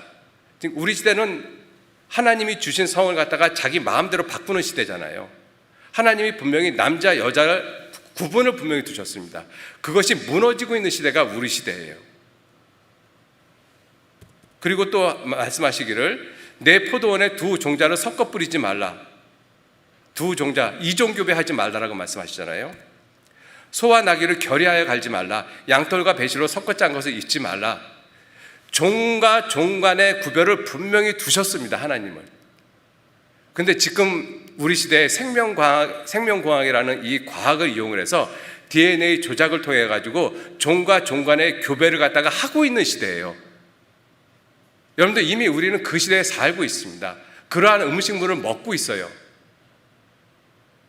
여러분들, 우리가 먹는 그 음식물들 중에, 식물들 중에 유전자 조작을 한 식물들이 굉장히 많이 있다는 거 아십니까? 그게 저절로 됐습니까? 자연 상태에서는 저절로 되어지질 않아요. 유전자 조작을 했기 때문에 가능한 것입니다. 식물에 그렇게 하고 있고, 이미 동물에도 실험은 이미 끝났어요. 사람에게도 지금 실험하고 있다라고 이야기를 하고 있거든요. 사람하고 동물하고 지금은 같이 어떤 놀라운 것을 만들려고 하고 있습니다. 키메라라고 하는 그러한 상상 속에, 전설 속에 그러한 이 존재가 우리가 살고 있는 시대에 얼마든지 나타날 수 있는 시대예요. 왜? 문과 빗장을 갖다가 하나님이 만들었는데 그 문과 빗장을 깨트리고 그 문을 열어 통과하는 그 시대가 지금 우리 시대거든요. 우리가 지금 그 시대에 살고 있습니다. 그죠? 자, 그러한 시대에서 하나님은 예수 그리스도, 하나님의 아들의 죽음을 통해서 새롭고 산 길을 만들어 놓으셨어요. 그게 하나님의 사랑이잖아요. 죄를 없이 한 상태에서 생명으로 갈 수 있는 길을 만들어 놓으신 거예요. 죄가 없는 상태에서 영원히 살 수 있는 것, 그게 옳잖아요, 누가 봐도. 그런데 인간은 어때요? 죄가 있는 상태에서 영원히 살 수 있는, 여러분들, 죄가 있는 상태에서 영원히 사는 곳은 사실은 지옥이지 않습니까? 인간은 이 세상에 지옥을 만들고 있습니다. 과학이라는 이름을 가지고 이 세상에 지옥을 만들고 있는 거예요. 하나님이 얼마나 오래 참고 보시겠습니까? 하나님이 분명히 금해 놓은 것이 있는데, 경계를 정해 놓은 것이 있는데, 인간은 지금 인간의 지식을 가지고, 하나님이 주신 그 지식을 가지고 그 하나님이 정해 놓으신 경계를 깨트리고 있는 시대가 우리가 살고 있는 시대입니다. 하나님이 얼마큼 참고 보실 것 같습니까? 우리가 그런 것을 생각을 해봐도 주님 오실 날이 너무나 가깝다라는 거예요. 자, 그렇게 복음으로 시작된 것이, 예수 그리스도의 복음으로 시작된 것이 생명으로 가는 길입니다. 새롭고 산 길. 인간이 죄를 가지고 영생하려고 하는 그 모습이 아니고, 죄가 없는 상태에서 영원한 생명으로 갈 수 있는 그 길, 그 길을 복음으로 시작을 했어요. 그 길이 복음으로 시작됐습니다. 그 길을 걸어가는 사람을 가리켜서 그리스도인이라고 그래요. 여러분들, 그 예수 그리스도께서 만들어 놓으신 새롭고 산 길, 생명의 길은 모든 사람 앞에 다 펼쳐져 있습니다. 그런데 모든 사람이 다 천국 가는 것은 아니잖아요. 천국 가는 사람 따로 있어요. 누구? 그 생명의 길을 걸어가는 사람들. 그 걸어가는 사람들은 그 길을 왜 걸어갑니까? 그 사실을 믿기 때문에 걸어가는 거예요. 그 사실을 믿는 사람들을 가리켜서 그리스도의 영이 있는 사람, 이렇게 말씀을 하고 있죠. 로마서 8장 9절 말씀에, 만일 너희 속에 하나님의 영이 거하시면, 화면 좀 보여주시죠. 만일 너희 속에 하나님의 영이 거하시면 너희가 육신에 있지 아니하고 영에 있나니, 누구든지 그리스도의 영이 없으면 그리스도의 사람이 아니니라. 그리스도의 영이 없으면, 모든 사람, 죄인에게는 그리스도의 영이 없습니다. 누구에게 그리스도의 영이 있느냐? 구원받은 그리스도인들에게 그리스도의 영이 존재하죠. 그래서 그리스도의 영이 있는 그 사람들을 가리켜서 로마서 1장 6절에는 너희도 그들 중에서 예수 그리스도의 것으로 부르심을 입은 자니라. 예수 그리스도의 것. 소유가, 내가 소유가 누구에게로 됐느냐? 예수 그리스도가 나를 소유하신 분이다라고 말씀하고 계셔요. 그 사람들을 그리스도인이라고 이야기를 하고 있는 것이죠. 그죠? 그래서 그리스도인이 될 수 있는 유일한 길, 그리스도의 영을 얻을 수 있는 유일한 길은 예수 그리스도께서 이뤄놓으신 그 생명길을 걸어가는 길밖에는 없습니다. 그 사실을 믿는 길밖에는 없어요. 그래서 우리는 그리스도인이 되어졌어요. 그리스도인이 되어진 우리들은 이제 전혀 새로운 삶을 사는 사람들입니다. 그리스도인들은 전혀 새로운 삶을 사는 사람들이에요. 새 사람이 되어졌습니다. 성경은 우리에게 말씀하시기를 골로새서 3장 10절 말씀에 새 사람을 입었으니 이는 자기를 창조하신 자의 형상을 쫓아 지식에까지 새롭게 하심을 받는 자니라. 받는 자다라고 말씀하고 계셔요. 받는 자. 진행형을 가리키고 있잖아요. 그죠? 계속 받는 것입니다. 계속적인 진행이에요. 구원을 받고 우리는 하나님으로부터 계속 공급을 받는 거예요. 몸은 머리로부터 계속 공급을 받아야만 되는 것이잖아요. 그 사람들이 그리스도인입니다. 그래서 우리는 새롭게 삶을 살아가는 사람, 새 사람, 새로운 피조물이라고 성경은 분명히 말씀을 하고 계셔요.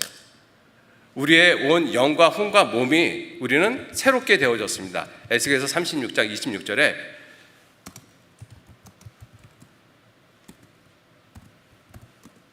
새 영을 너희 속에 두고 새 마음을 너에게 주었다. 내 영도 새롭게 되어졌어요. 예전의 영은 죽을 수밖에 없는 죄의 영이잖아요. 죄의 종노릇했던 모습이지 않습니까? 그런데 우리에게 새 영을 주셨어요. 예수 그리스도로 말미암아 생명의 근원이신 영이신 하나님과 연결된 새 영이 우리에게 들어와 있습니다. 그죠? 그리고 새 마음을 주셨어요. 내 영도 혼도 육도 영혼 몸이 다 새롭게 되어졌어요. 그래서 우리는 새로운 피조물이라고 말씀을 하십니다. 고린도후서 5장 17절 말씀에 누구든지 그리스도 안에 있으면 새로운 피조물이라. 이전 것은 지나갔으니 보라 새 것이 되었도다. 우리는 복음으로 새롭게 되어진 사람들입니다. 우리는 복음으로 새로운 삶을 사는 사람들이에요. 복음으로 새롭게 사는 사람. 그죠? 그래서 그러한 모습을 요한복음 5장 24절에 내가 진실로 진실로 너희에게 이르노니 내 말을 듣고 또 나 보내신 이를 믿는 자는 영생을 얻었고 심판에 이르지 아니하나니 사망에서 생명으로 옮겼느니라. 우리는 예전에 죽음으로 지옥으로 갈 수밖에 없는 그러한 운명이었습니다. 그런데 생명으로 옮겼잖아요. 생명으로. 그죠? 그게 우리들의 모습인 것입니다. 자, 그리고 또 우리는 사망에서 생명으로 옮겼을 뿐만 아니라 죄에서 의의 모습으로, 죄의 종에서 의의 종으로 옮겨진 사람들입니다. 하나님께 감사하리로다. 너희가 본래 죄의 종이더니 우리는 죄의 종노릇 했어요. 죄가 시키는 대로 했지 않습니까? 너 욕해 그럼 욕하고 싸워 그럼 싸우고 죄가 시키는 대로 했어요. 우리가 그래서 죄의 종노릇 하던 사람들이거든요. 그런데 너희에게 전하여 준 바 교훈의 보온을 마음으로 순종하여 죄에게서 해방되어 의의 종이 됐다. 죄의 종에서 의의 종으로 그렇게 옮겨진 사람들이 누구냐? 우리 그리스도인들입니다. 그리고 또 에베소서 5장 8절에는 어둠에서 빛으로, 그죠? 너희가 전에는 어둠이더니 이제는 주 안에서 빛이라. 빛의 자녀들처럼 행해라. 그죠? 놀라운 복음은 우리를 이렇게 바꿔놓으셨습니다. 복음으로 우리는 사망에서 생명으로, 복음으로 죄의 종에서 의의 종으로, 복음으로 우리는 어둠에서 빛의 모습으로 옮겨졌습니다. 그래서 우리는 전과 후가 있는 사람들이에요. 전과 후가 있는 사람들.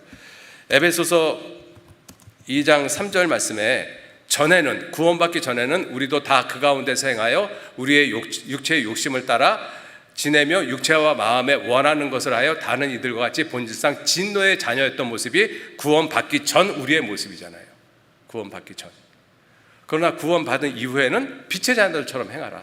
빛의 자녀들처럼.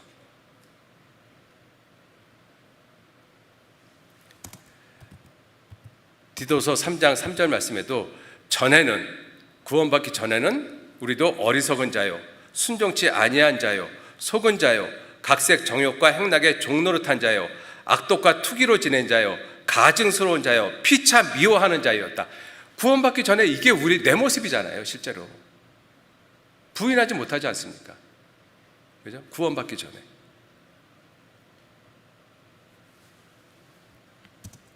베드로전서 2장 10절 말씀에도 너희가 전에는 하나님의 백성이 아니더니 이제는 구원받은 이후에는 하나님의 백성이요 전에는 긍휼을 얻지 못하던 자였더니 이제는 긍휼을 얻은 자 되었다. 전과 후가 분명히 구분되어진 사람들, 그 사람들이 그리스도인입니다. 왜 전과 후가 분명히 구분되어질 수밖에 없느냐? 복음 때문에 그렇습니다. 복음으로 말미암아 우리는 전과 후를 가지고 있는 사람들이에요. 베드로전서 2장 25절 말씀, 너희가 전에는 양과 같이 길을 잃었더니 이제는 구원받은 이후에는 너희 영혼의 목자와 감독 되신 이에게 돌아왔느니라. 이렇게 전과 후가 분명히 구분되어지는 사람들, 그리스도인들입니다. 저와 여러분들이에요. 그죠? 이러한 모습으로 새롭게 바꿔놓으신 그 힘이 복음입니다. 복음으로 말미암아 이렇게 된 거예요. 내가 잘나서 능력이 있어서 깨끗하고 선해서 착해서 그것이 아니라 오직 단 한 가지 이유는 복음으로 말미암아. 복음으로 말미암아. 그죠? 그래서 우리는 복음으로 그리스도인이 된 사람들입니다. 복음으로 그리스도인이 된 사람들. 그 복음으로 그리스도인이 된 사람들의 모임을 가리켜서 교회라고 이야기를 하잖아요. 여러분들, 교회는 복음으로 말미암아 시작되어졌습니다. 그죠? 구원받은 그리스도인들의 모임, 이것을 우리가 교회라고 그러잖아요. 교회의 역할, 교회의 목적은 굉장히 다양합니다. 근데 오늘은 교회의 역할, 목적에 대해서 하나만 좀 말씀을 드리겠습니다. 다음 주부터 수양회가 있기 때문에 왜 우리가 전도를 해야 되는지 그걸 좀 말씀을 드리고 싶어요. 교회의 목적이 무엇이냐? 교회의 역할이 무엇이냐? 전도입니다. 왜 그러겠어요? 여러분들, 우리 사람은 크게 두 부분으로 나눠집니다. 머리하고 몸으로 나눠져요. 몸의 역할, 몸의 목적이 무엇이겠습니까? 머리의 뜻을 이루는 거예요. 여러분들, 이 몸은 머리 때문에 존재하는 것입니다. 머리가 없어요, 몸이. 무슨 의미가 있겠어요? 그죠? 그래서 교회의 머리가 이 에베소서 2장 23절 말씀, 에베소서 2장 21절에 22절 말씀에 죄송합니다. 1장 에베소서 1장 교회는 그의 몸이니 만물 안에서 만물을 충만케 하시는 자의 충만이니라. 교회는 그의 몸, 예수 그리스도의 몸이라고 말씀을 하고 계셔요. 예수 그리스도의 몸. 골로새서 1장 18절 말씀에 그는, 예수님은 몸인 교회의 머리다. 몸인 교회의 머리다. 교회가 있고 교회의 머리가 예수님이라고 말씀하고 계시거든요. 머리하고 몸이 있을 때 몸의 목적, 역할은 머리의 뜻을 이루는 것입니다. 그러면 교회가 몸이라고 말씀하셨고 그 교회의 머리가 예수님이라고 말씀하셨잖아요. 그럼 교회의 목적, 교회의 역할이 무엇이겠어요? 머리의 뜻을 이루는 것, 예수 그리스도의 뜻을 이루는 것이잖아요. 그것이 교회의 목적입니다. 예수 그리스도의 뜻을 이루는 것. 그게 교회의 역할이고 교회의 목적이에요. 왜? 예수 그리스도가 교회의 머리시기 때문에 그렇습니다.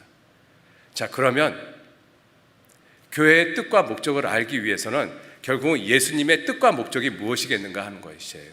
예수님의 뜻, 예수님의 목적이 무엇이겠는가. 성경은 이렇게 말씀하고 있습니다. 마가복음 1장 38절에 이르시되 우리가 다른 가까운 마을들로 가자. 거기서도 전도하리니 내가 이를 위하여 왔노라. 교회의 머리 대신 예수님께서 친히 하신 말씀입니다. 전도한다. 이것이 내 뜻이다. 내 목적이다라고 말씀을 하고 계셔요. 여러분들, 교회의 역할은 전도하는 것입니다. 교회가 전도하지 않으면 존재의 이유가 없는 것이죠. 그죠? 복음으로 시작된 것이 교회입니다. 복음으로 시작된 것이 우리 그리스도인들이잖아요. 그리스도인들이 모인 것을 교회라고 이야기를 합니다. 그 교회의 목적은 머리의 뜻을 온전히 이루는 거예요. 머리의 뜻은 뭐라고 되어 있어요? 예수님의 뜻은 전도가 다른 마을들로 가자. 내가 이를 위하여 왔노라. 예수님은 복음을 완성하시고 예수님이 부활하시고 승천하신 이후에 오순절에 성령께서 이 땅에 내려오셨습니다. 그리고 복음을 전하고 계셔요. 너희가 성령이 너에게 임하시면 너희가 권능을 받고 땅끝까지 이르러 내 증인이 되리라. 그게 사도행전의 내용이잖아요.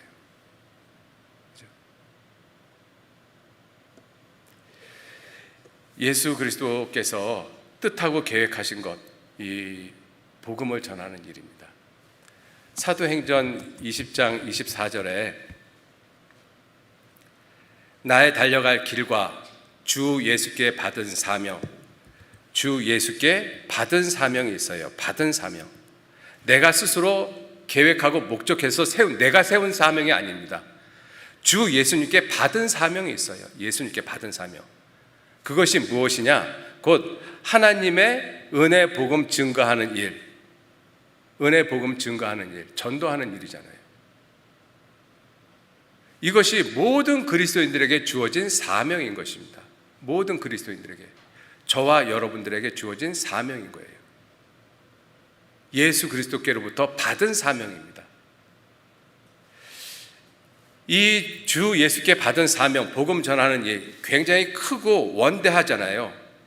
그 큰 이 그리스도께 받은 사명 가운데서 내가 그 사명을 이루기 위한 내 구체적인 실천적인 목표를 삼아야 돼요.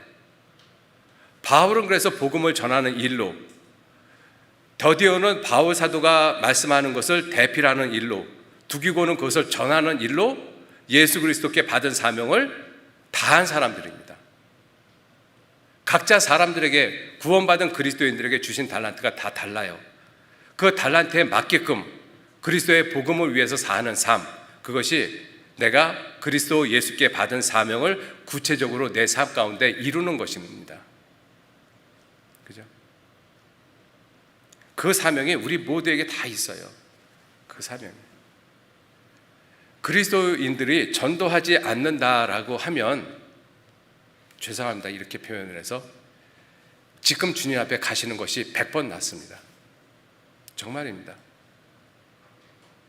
뭐 때문에 사셔요, 그리스도인들이? 살 이유가 없잖아요. 그죠? 제가 지금 이렇게 말씀을 드리는 것을 지나치다고 생각하지 않습니다. 사실이기 때문에. 예수님은 그 복음을 완성하시기 위해서 십자가에 죽으셨잖아요. 하나님은 그 복음을 이루기 위해서 자기 아들을 죽는 데까지 내어주셨고, 성령께서는 그 일을 위해서 지금도 일을 하고 계시잖아요. 예수님께서도 내 아버지께서 이제까지 일하시니 나도 일한다 하시며, 성령도 지금까지도 일하고 계시지 않습니까? 하나님은 지금 복음을 위해서 일하고 계시는데, 그리스도인인 나는 복음을 위해서 아무 일도 하지 않는다. 삶의 목적이 없지 않습니까? 이유가 없잖아요.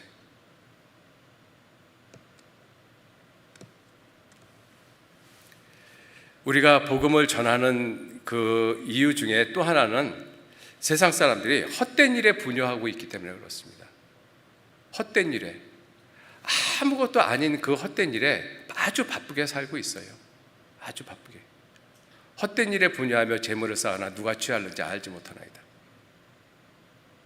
정말 의미 없고 가치 없고 한 그 일에 이 사람들이 자기의 온 시간을 다 쏟아버리고 있다는 것입니다. 자, 사도 바울이 복음을 전할 때 루스드라에서 있었던 일입니다. 제가 읽겠습니다. 루스드라에 발을 쓰지 못하는 한 사람이 있어 앉았는데 나면서부터 안진뱅이 되어 걸어본 적이 없는 자라.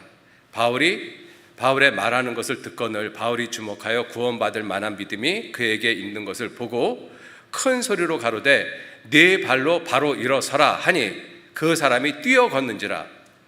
무리가 바울의 행한 일을 보고 루가오니아 방언으로 소리질러 가로되 신들이 사람의 형상으로 우리 가운데 내려오셨다 하여 바나바는 스스가 뭐냐면 제우스입니다. 이 그리스 신화의 주신이 제우스잖아요.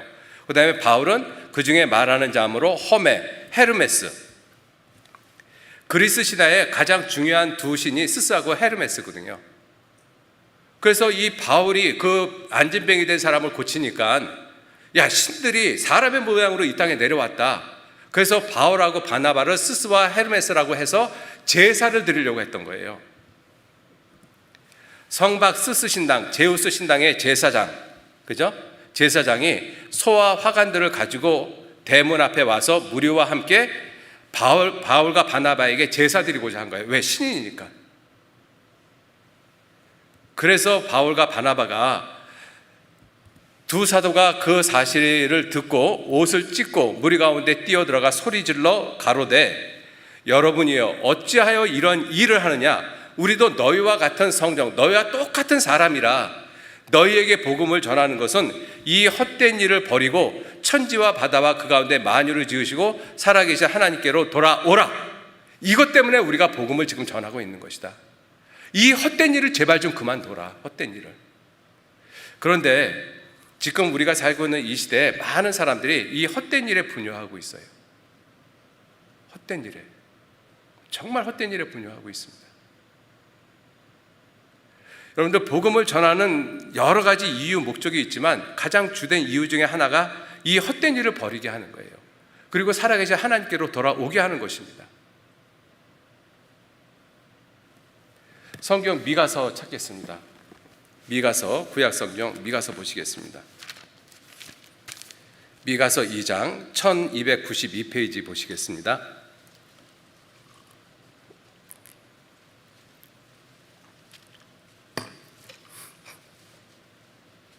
미가서 2장 10절 말씀, 미가서 2장 10절 말씀 같이 읽겠습니다. 이것이 너희의 쉴 것이 아니니 일어나 떠날지어다. 이는 그것이 이미 더러워졌음이라. 그런즉 반드시 멸하리니 그 멸망이 크리라. 이 미가 선지자를 통해서 하나님이 하시는 말씀이 이것이 너희의 쉴 것이 아니다. 자, 이것이라고 말씀하고 있는 내용이 무엇이냐면 이 미가 선지자는 이 남유다 선지자로서 이 사마리아와 예루살렘에 대해서 예언한 선지자입니다. 사마리아 멸망, 북이스라엘의 멸망과 남유다의 멸망을 예언한 선지자들이에요. 자, 미가서 찾았으니까 좀 보시죠. 1장 보시겠습니다. 1장 2절에 백성들아 너희는 다 들을지어다. 땅과 거기에 있는 모든 것들아 자세히 들을지어다. 주 여호와께서 너희에게 대하여 증거하시되 곧 주께서 성전에서 그리하실 것이니라. 여호와께서 그 처소에서 나오시고 강림하사 땅의 높은 곳을 밟으실 것이라. 그 아래서 산들이 높고 골짜기들이 갈라지기를 불 앞에 밀 같고 비탈로 쏟아지는 물 같을 것이니 이는 다 야곱의 허물로 인하며 이스라엘 족속의 죄를 인함이라. 하나님께서 처소에서 나오시겠다. 하나님은 성전에 앉아 계시거든요. 그런데 그 앉아 계신 그 처소에서 일어나서 나오시겠다. 나오시는 목적이 무엇이냐? 멸망시키기 위해서, 벌하시기 위해서. 왜 멸망시키고 왜 벌하시느냐? 그들의 죄 때문에. 그런데 우리 시대도 마찬가지 아니겠습니까? 그죠? 그래서 하나님은 이 미가 선지자뿐만 아니라 많은 선지자들을 보냈어요. 많은 선지자들을 보냈습니다. 그런데 보낼 때마다 그 선지자들을 갖다가 유대인들이 잡아서 죽여버렸어요. 그리고 하는 이야기가 이렇게 이야기를 하고 있습니다. 미가서 2장 6절 말씀 보시죠. 그들이 말하기를, 이스라엘 백성들입니다. 그들이 말하기를 너희는 예언하지 말라. 하나님의 예언을 하지 말라. 이것은 예언할 것이 아니오늘 욕하는 말을 그치라. 욕하는 말을 그치지 아니하는도다. 하나님의 선지자가 하나님의 말씀을 전하는데 그 예언의 말씀을 하지 말라라고 말씀하고 있고, 하나님이 하시는 말씀, 너희가 죄가 있기 때문에 하나님이 반드시 멸망을 시키겠다, 그것을 욕으로 알아듣는 거예요. 그런데 하나님의 말씀을 등한히 여기는 이스라엘 백성들의 입장에서 하나님의 선지자가 하나님의 말씀을 하는 것이 정말 욕으로밖에 들리지 않겠다는 생각이 듭니다. 아모스 8장 10절 말씀에 보시면 너희 절기를 애통으로, 너희 모든 노래를 애곡으로 변하며 모든 사람으로 굵은 배로 허리를 동이게 하며 모든 머리를 대머리 되게 하며 독자의 죽음을 인하여 애통하듯 하게 하며 그 결국으로 공고한 날과 같게 하리라. 칭찬으로 안 들리잖아요. 사실 다 욕으로 들리잖아요. 그죠? 하나님이 이스라엘 백성들에게 많은 하나님의 선지자를 보냈는데 이스라엘 백성들은 그때마다 그들을 죽였습니다. 그래서 하나님이 예레미야 선지자에게도 말씀하시기를 내가 누구에게 말하며 누구에게 경책하며 듣게 할꼬 보라 그 귀가 할례를 받지 못하였으므로 듣지 못하는도다. 보라, 여호와의 말씀을 그들이 자기에게 욕으로 여기고 여호와의 말씀을 자기에게 욕으로 여기고 이를 즐겨 아니하니. 하나님의 말씀을 자기에게 욕으로 여기는 거예요. 욕으로. 그래서 계속 읽어보면, 그러므로 여호와의 분노가 내게 가득하여 참기 어렵도다. 그것을 거리에 있는 아이들과 모인 청년들에게 부으리니 지아비와 지어미와 노인과 늙은이가 다 잡히리로다. 여호와께서 말씀하시되 내가 그 땅 거민에게 내 손을 펼 것인즉 그들이 집과 전지와 아내가 타인의 소유로 이전되리니 이는 그들이 가장 작은 자로부터 큰 자까지 다 탐람하며 선지자로부터 제사장까지 다 거짓을 행함이라. 그들이 내 백성의 상처를 심상히 고쳐주며 말하기를 평강하다 평강하다 하나 평강이 없도다. 우리 시대 종교가들의 모습입니다. 그들이 가증한 일을 행할 때 부끄러워하였느냐? 아니라 조금도 부끄러워 아니할 뿐 아니라 얼굴도 붉어지지 아니하였느니라. 그러므로 그들이 엎드러지는 자와 함께 엎드러질 것이라. 내가 그들을 벌하리니 그들이 거꾸러지리라. 여호와의 말이니라. 여호와께서 또 예레미야 선지자에게 말씀하시기를 이스라엘 백성들에게 너희는 길에 서서 보며 옛적 길 곧 선한 길이 어딘지 알아보고 그리로 행하라. 그리하면 너희 심령이 평강을 얻을 것이다. 그렇게 말씀을 했어요. 그런데 그들의 대답이 우리는 그리로 행치 않겠다. 하나님의 말씀대로 안 살아. 또 예레미야 선지자를 통해서 하나님 말씀하시기를 너희 위에 파수꾼을 세웠으니 파수꾼의 나팔 소리를 들어라. 하나님의 선지자 예언자들이 하는 그 말을 진심으로 받아들여라. 그런데 그들의 대답이 우리는 듣지 않겠다. 우리 시대의 모습이잖아요. 그러므로 너희 열방아 들으라. 회중아 그들의 당할 일을 알라. 땅이여 들으라. 내가 이 백성에게 재앙을 내리리니 이것이 그들의 생각의 결과라. 그들이 내 말을 듣지 아니하면 내 법을 버렸음이니라. 그들의 생각의 결과라. 반드시 멸망한다라고 말씀을 하셨어요. 반드시. 여러분들, 하나님께서 멸망하시겠다라고 말씀을 하시고 멸망시키지 않은 나라가 하나도 없습니다. 노아 홍수 전 세상이 멸망했습니다. 멸망시키겠다고 말씀하셨잖아요. 홍수로 멸망했습니다. 역사가 입증하고 있지 않습니까? 애굽이 멸망한다라고 말씀하셨어요. 아수르가 멸망하고 바벨론이 멸망하고 페르시아가 멸망하고 로마가 멸망하고 멸망한다라고 말씀하셨습니다. 다 멸망했어요. 북이스라엘 남유다 다 멸망했습니다. 우리 시대 멸망 안 할 것 같습니까? 베드로후서 3장에는 이렇게 말씀하고 계셔요. 베드로후서 3장 10절 말씀에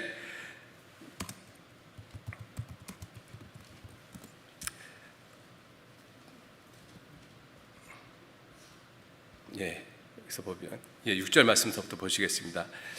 이로 말미암아 그때 세상은 노아 홍수 세상이죠. 그때 세상은 물의 넘침으로 멸망하였으되 이제 하늘과 땅은 그 동일한 말씀으로 불사르기 위하여 간수한 바 되어 경건치 아니한 사람들의 심판과 멸망의 날까지 보존하여 두신 것이라. 노아 홍수 전 세상을 물로 심판하시겠다라고 말씀하셨습니다. 물로 심판하셨어요. 그 동일한 말씀으로 이 마지막 때에 불사르기 위해서 간수한 바 되었다. 반드시 불로 멸망시킨다라고 말씀하셨습니다. 그죠? 그러나 주의 날이 도적같이 오리니 그날에는 하늘이 큰 소리로 떠나가고 체질이 뜨거운 불에 풀어지고 땅과 그 중에 있는 모든 일이 드러나리로다. 이 모든 것이 이렇게 풀어지리니 너희가 어떠한 사람이 되어야 마땅하뇨? 우리에게 말씀하고 계시잖아요. 반드시 멸망시키겠다라고 말씀을 하셨어요. 반드시. 자, 그래서 미가서 2장 10절 말씀 다시 보시면 이것이 너희의 쉴 것이 아니다. 이렇게 하나님이 멸망시키기로 작정한 곳, 그리고 그렇게 멸망시키기로 작정한 곳에서 아무 생각 없이 살고 있는 그 사람들의 삶, 그런 것이 너희의 쉴 것이 아니라는 것이죠. 그것이 너희의 쉴 것이 아니다.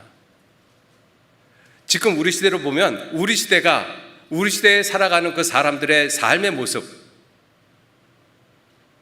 또 우리 시대가 살고 있는 이 세상, 이 시간, 이것이 우리가 쉴 것이 아니라는 것입니다. 우리가 살고 있는 시대가 또 이러한 모습이에요. 11절 말씀을 보시면 사람이 만일 허망히 행하며 거짓말로 이르기를 내가 포도주와 독주에 대하여 네게 예언하리라 할 것 같으면 그 사람이 이 백성의 선지자가 되리라. 포도주와 독주에 대해서 이렇게 저렇게 이야기를 해요. 야, 저 사람은 어떻게 술에 대해서 저렇게 잘 알지? 저런 사람이 대통령 됐으면 좋겠네. 우리 시대에 그렇게 이야기하는 사람들이 있어요, 정말로. 어떤 사람이 음식을 잘 만드는 사람이 있다고 합니다. 그 사람을 가리켜서 야, 저 사람 대통령 나왔으면 좋겠다, 차라리. 그렇게 이야기하고 있는 시대잖아요. 얼마나 우스운 모습이에요. 어떤 사람이 증권에 대해서 이렇게 저렇게 잘 이야기를 해요. 야, 저런 사람이 대통령 됐으면 좋겠네. 어떤 사람이 비트코인에 대해서 이야기를 합니다. 야, 비트코인? 야, 저렇게 이야기를 하네? 저 사람이 정말 성견자 아니야? 정말 지혜로운 사람이네? 여러분들, 비트는 가장 작은 단위를 가리킵니다. 비트, 바이트, 킬로, 메가, 기가 이렇게 쓰잖아요. 비트는 우리가 이 디지털 시대에서 가장 작은 이진 단위의 가장 작은 것을 비트라고 이야기를 하거든요. 우리나라 말로 하면 쪼가리입니다. 쪼가리. 비트코인은 동전 쪼가리란 뜻이에요. 여러분들, 그것이 정말 부를 가져올 거라고 생각하십니까? 증권이 정말 부를 가져올 거라고 생각하십니까? 근데 우리 시대는 지금 거기에 정신이 팔려 있는 사람들 많아요. 그리스도인들조차도.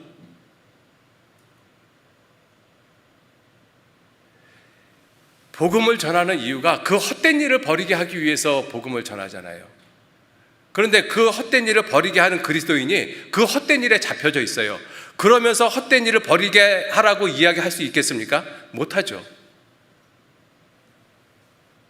내가 헛된 일에 잡혀 있으면서 헛된 일을 버리라고 하는 것이 얼마나 우습게 들리겠습니까?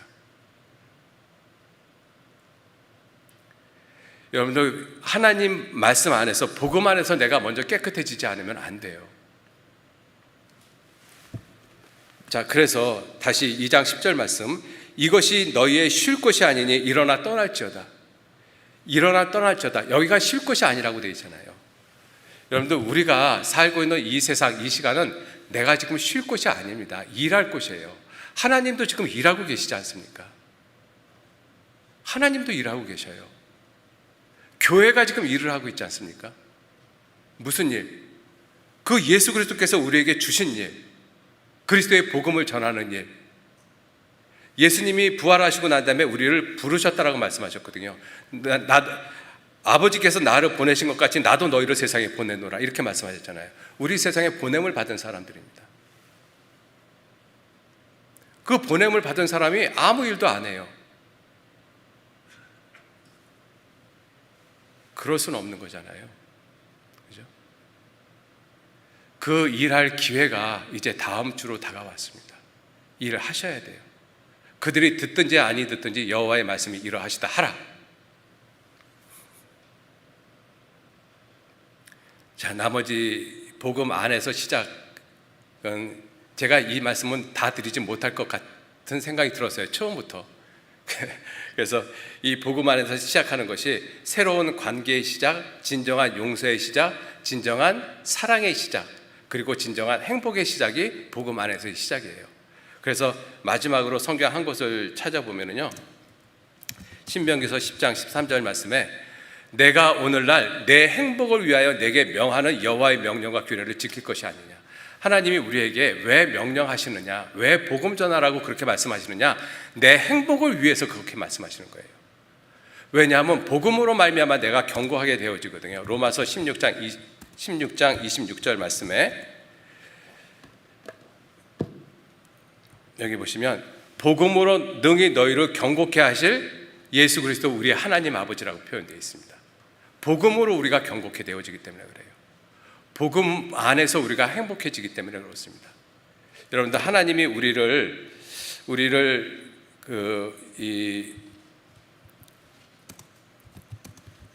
우리에게 여러 가지 명령을 하시는 이유는 내 행복을 위해서입니다. 내 행복을 위해서, 나를 괴롭게 하기 위해서가 아니에요. 그죠? 여러분들, 내 행복을 위해서 다음 주부터 있는 하계 수양에 최선을 다해서 우리 복음 전합시다. 우리 모두 그렇게 해서 하나님의 영광을 나타내는 귀한 삶을 사시기를 부탁드리겠습니다. 네, 같이 기도하시죠. 하나님 귀한 은혜와 사랑에 진심으로 감사를 드립니다. 복음이, 예수 그리스도의 복음, 구원이 얼마나 소중한 것인지 우리들에게 다시 한번 깨우쳐 주시고 복음을 위해서 우리의 남은 생에 살아가도록 주님께서 친히 이끌어 주시고 인도해 주옵소서. 다음 주부터 있는 학예 수양회에 한 사람도 구원받은 그리스도인들 모두가 다 한 마음과 한 뜻으로 이뤄진 영혼들을 위해서 기도하고 준비하고 마음을 쏟는 그 귀한 한 주간이 되도록 주님께서 친히 역사하시고 도와주옵소서. 특별히 말씀을 증거하시는 목사님들 위해 더욱 큰 능력과 은혜와 사랑으로 복음을 힘있게 증거하실 수 있도록 도와주시고 인도해 주옵소서. 모든 것 주님께 의지합니다. 함께 하시고 도와주옵소서. 감사드리면서 우리를 구원하시고 또 복음을 전케 하시는 거룩하신 예수님 이름으로 기도 올렸습니다. 아멘.